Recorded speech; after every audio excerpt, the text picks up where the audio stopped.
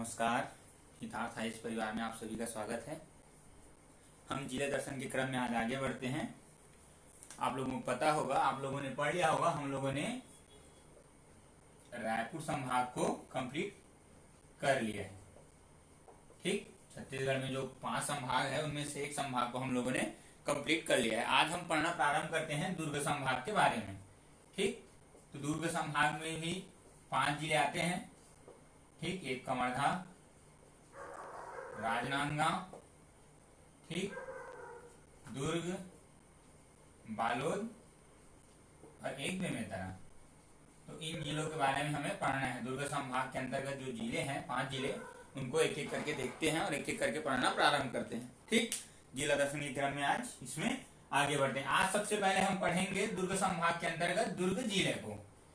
दुर्ग जिला में क्या हमारे लिए महत्वपूर्ण हो जाता है, इन तथ्यों को देखते चलते हैं।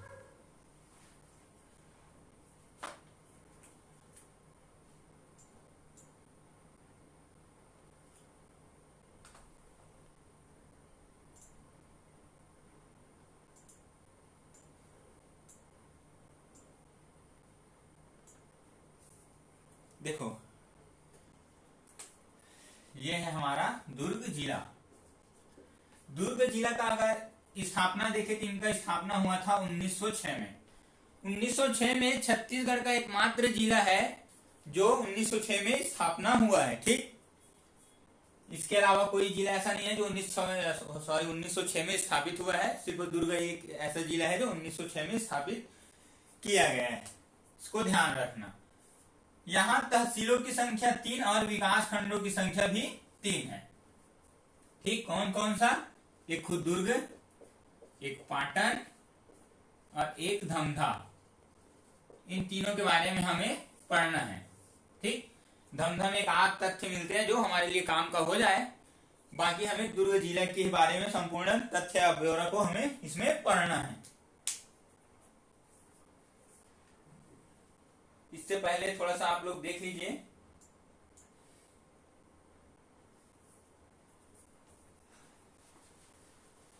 ये जो दुर्ग जिला है, दुर्ग जिले के साथ कौन कौन सा जिला छत्तीसगढ़ का जो अपना सीमा साझा करता है? तो एक याद रखना, बेमेतरा। ठीक, मैं यहां पे लिख दे रहा हूं क्योंकि यहां पे छोटा छोटा आप लोगों को नहीं दिखेगा। एक रायपुर, ठीक, एक धमतरी,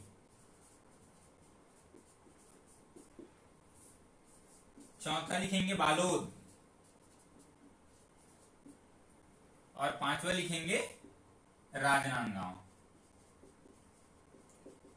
ये 5 जिले जो है दुर्ग जिले के साथ अपना सीमा साझा करते हैं। इसे आप लोग ध्यान में रखेंगे।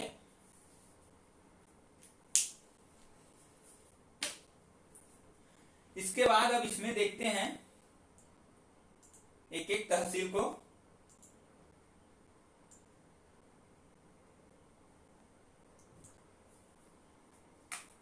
धमधा के बारे में याद रखना, ये पुरातत्व स्थल है, ये हमारे लिए उतना महत्वपूर्ण नहीं है।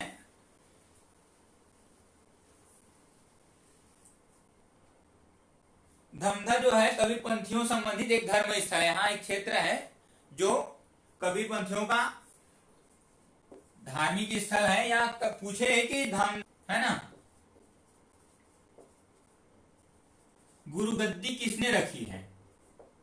क्योंकि कबीरपंथ में गुरुगद्दी रखने की परंपरा है। तो धमधा में गुरुगद्दी किसने रखा है अगर पूछे तो याद रखना, धमधा में गुरुगद्दी रखा है केवल नाम साहब।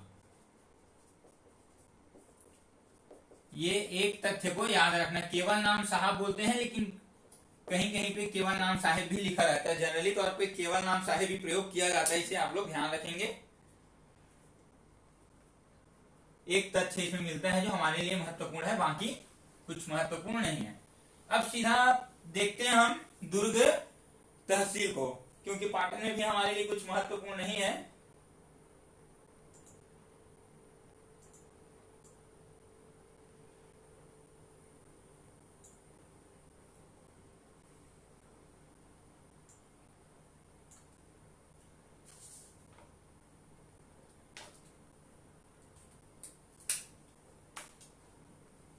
देखो,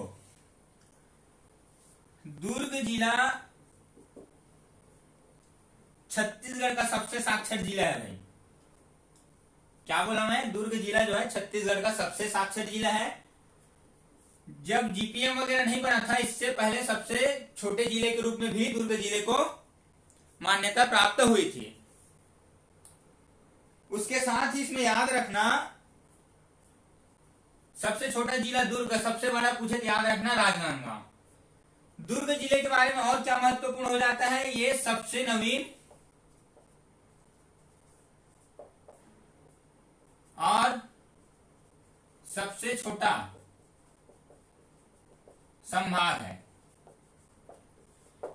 मैंने आप लोगों को बताया थोड़ी देर पहले, दुर्ग जिले का गठन कब हुआ था? 1906 में। लेकिन इनको संभाग के रूप में दर्जा कब दिया गया या संभाग के रूप में अस्तित्व में कब आया? तो याद रखना, ये 2014 में संभाग के रूप में अस्तित्व में आया भाई। 1962 में हम लोगों ने किसको पढ़ा है? रायपुर को, ठीक, सॉरी 1982 है ना, 1962 है, सॉरी है ना, 1961 में गठन है, 1962 में इनका सॉरी रायपुर को संभाग का दर्जा दिया गया, इसे ध्यान रखना, ठीक। तो दुर्ग जिला जो है सबसे साक्षर जिला है। सबसे नवीन और सबसे छोटा संभाग कौन सा है? दुर्ग। इसको संभाग के रूप में दर्जा कब दिया गया या संभाग के रूप में अस्तित्व में कब आया? 2014 में। दुर्ग में एक विश्वविद्यालय है जो 2015 में गठित हुआ था। कौन सा विश्वविद्यालय? दुर्ग विश्वविद्यालय। लेकिन दुर्ग विश्वविद्यालय का नाम चेंज हो चुका है। इनका नाम अभी वर्तमान में हेमचंद विश्वविद्यालय के नाम से जाना जाता है भाई, ठीक।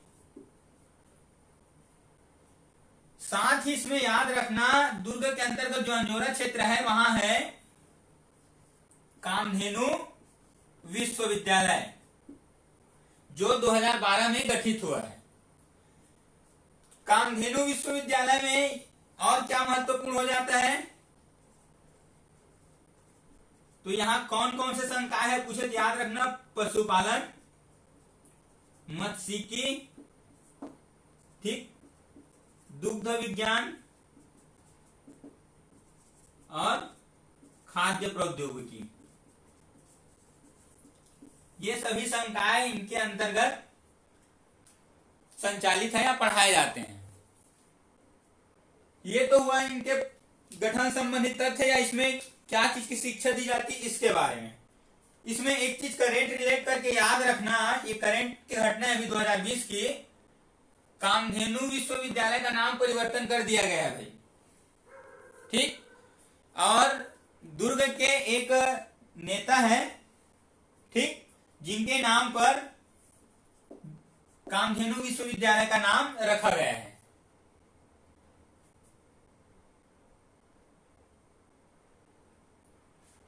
ठीक। दुर्ग में एक नेता है वासुदेव चंद्राकर, डॉक्टर वासुदेव चंद्राकर कहते हैं, जो कृषक एवं सहकारिता के क्षेत्र में बहुत ही महत्वपूर्ण भूमिका निभाया था। इन्हीं के नाम पर कामधेनु विश्वविद्यालय का नाम रखा गया है। तो क्या नाम है? वासुदेव चंद्राकर। ये कृषक नेता है भाई, कृषक नेता और सहकारिता के क्षेत्र में दुर्ग में जाने जाते हैं, ठीक। तो ये करेंट की दृष्टि से हमारे लिए महत्वपूर्ण हो जाता है कि कामधेनु विश्वविद्यालय का वर्तमान में क्या नाम रखा गया है। कभी पूछ ले तो ध्यान रखना, डॉक्टर वासुदेव चंद्राकर के नाम पे ही कामधेनु विश्वविद्यालय का नाम रखा गया है।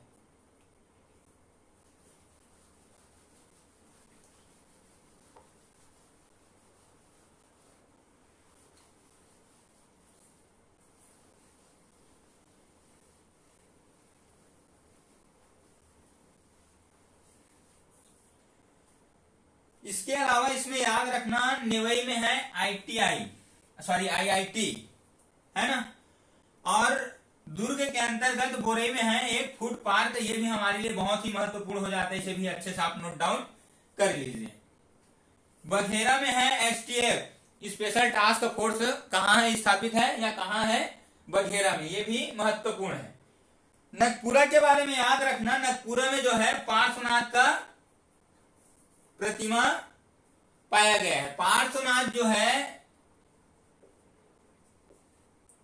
जैन धर्म के जो तीर्थंकर है उनमें से 23वें तीर्थंकर के रूप में जाने जाते हैं भाई। और 24वें तीर्थंकर कौन है आप लोगों को पता है, महावीर स्वामी।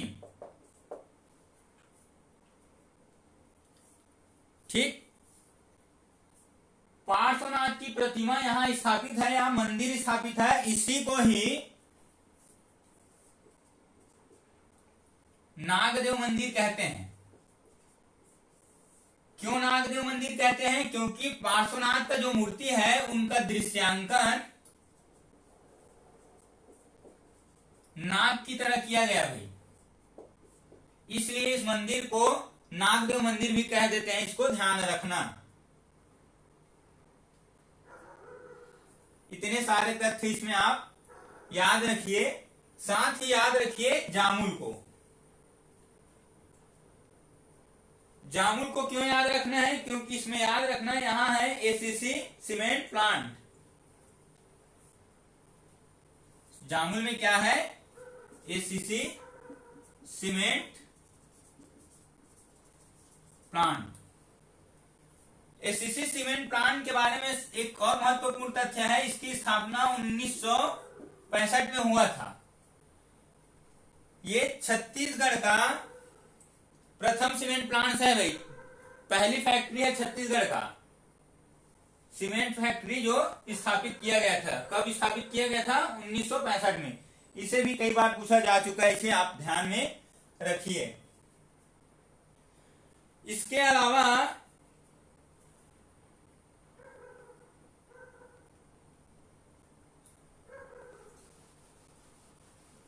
एक तथ्य और याद रखना, आप लोग नोट डाउन कर लीजिए। एक है टूल रूम।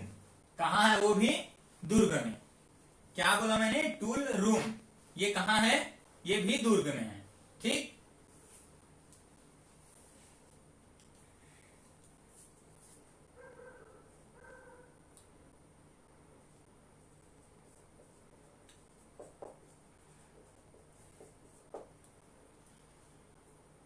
दुर्ग के अंतर्गत भिलाई में भी हमारे लिए कुछ महत्वपूर्ण तथ्य निकल के आते हैं। ठीक, क्या तथ्य है उसे देखते हैं।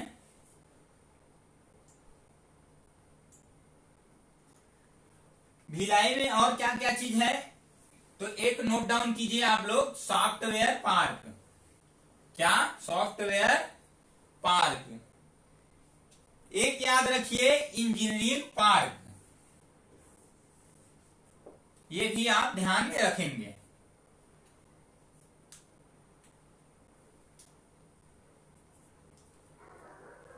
सबसे महत्वपूर्ण होता है भिलाई के अंतर्गत BSP, Bhilai steel plant. Bhilai steel plant में, इसमें मैं जो चीज बता रहा हूं उसे ध्यान रखिए, है ना, इसको छापना नहीं है आपको।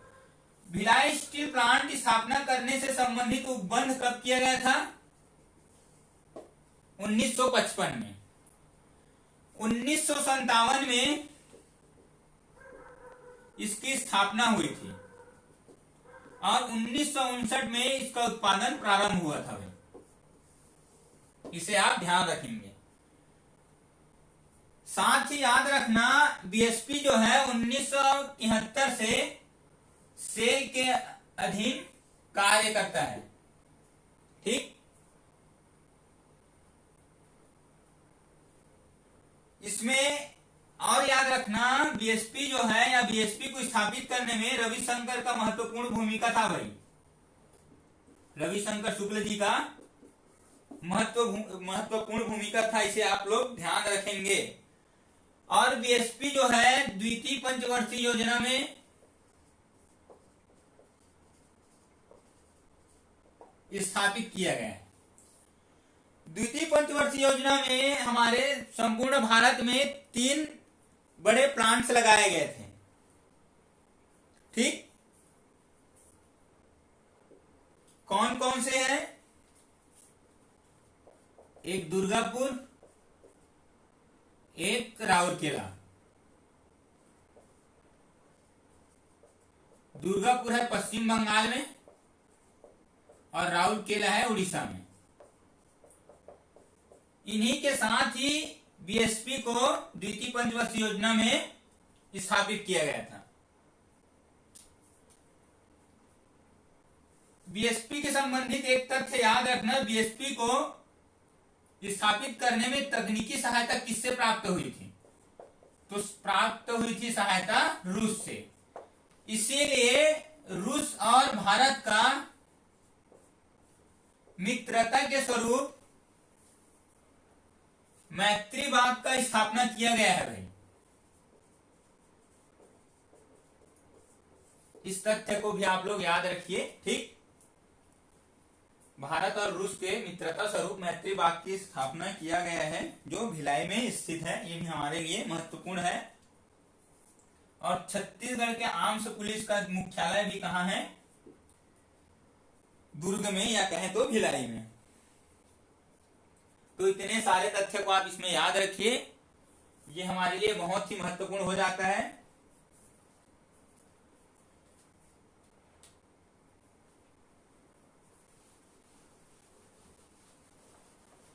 इसके अलावा दुर्ग में याद रखना,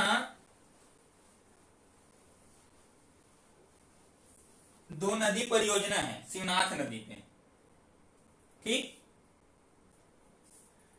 दुर्ग में एक मरोदा और एक खपरी, ये दोनों परियोजना है।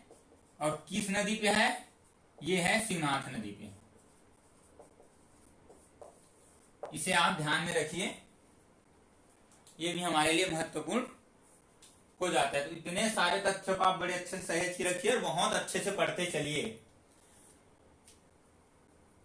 एक जिला इसी में हम लोग ऐड कर लेते हैं, किसको? बेमेतरा को। ये है अपना बेमेतरा। बेमेतरा जिला की स्थापना पूछे तो 2005 और 2012 में छत्तीसगढ़ के 9 जिलों का गठन किया गया था। इसको मैं कई बार आपको बता चुका हूं। बेमेतरा में एक आध क्षेत्र है जहां चूना पत्थर वगैरह मिलता है, ठीक। चूना पत्थर ही प्राप्त होता है यहाँ। ये मोभट्टा क्षेत्र है कोदवा के आसपास, वहां चूना पत्थर वगैरह मिलता है, लेकिन उतना इंपॉर्टेंट नहीं है, एकदम छोटा छोटा जगह है। लेकिन हाँ, ये जिलों को छोड़े ना, इसलिए जो 2-3 तथ्य है जो हो सकता है कभी घूमते फिरते पूछ ले, इसलिए उसे देख लेते हैं।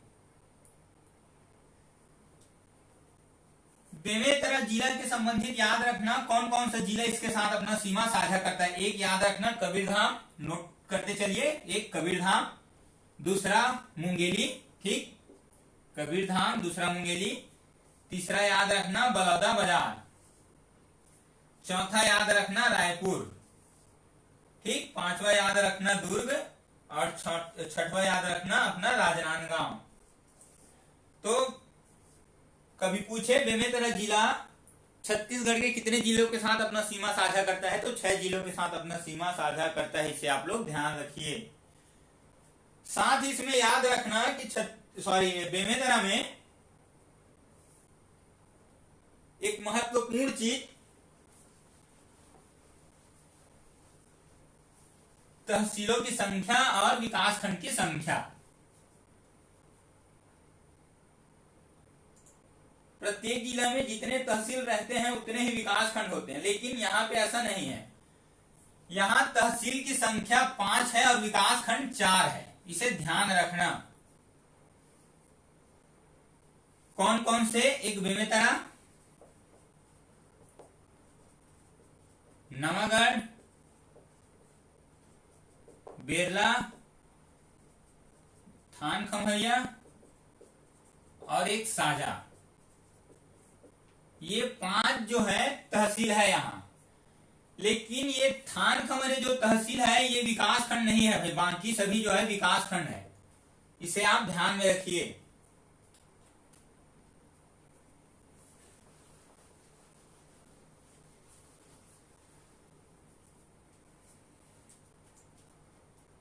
पहले पढ़ते हैं थोड़ा सा नवागढ़ के बारे में। खेड़ापति मंदिर के बारे में याद रखना महत्वपूर्ण नहीं है, इसको याद रखना बूचीपुर में है महामाया मंदिर। ठीक,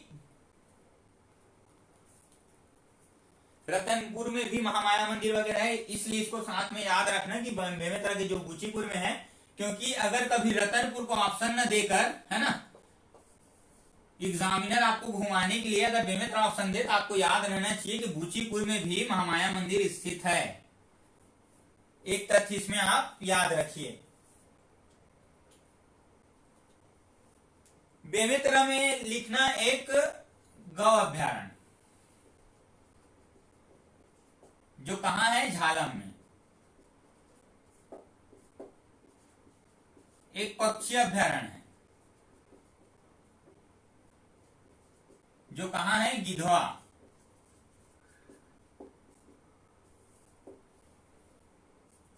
ये दोनों तथ्य को आप बेमेतरा के अंतर्गत नोट डाउन कर सकते हैं। साथ ही बेमेतरा के अंतर्गत और एक चीज याद रखना, यहां शक्कर कारखाना प्रस्तावित है भाई, ये करेंट का प्रश्न है।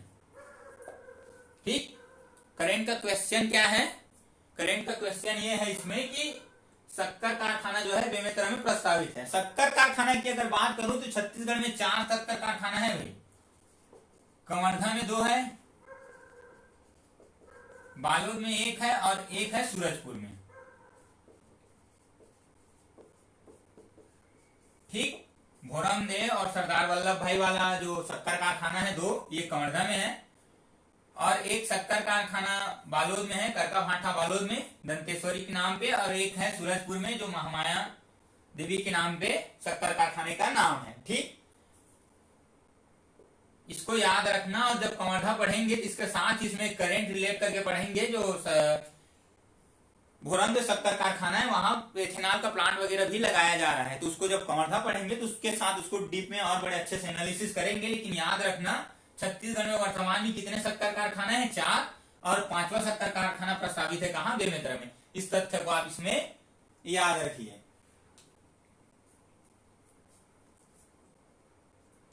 ठीक, बेरला वगैरह में, साजा वगैरह में कुछ महत्वपूर्ण नहीं है। एक थान खमरिया में याद रखना, थान खमरिया में एक देवरबीजा गांव है।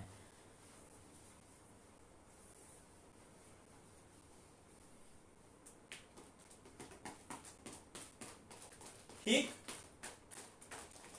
क्या है, देवरबीजा गांव। उसमें याद रखना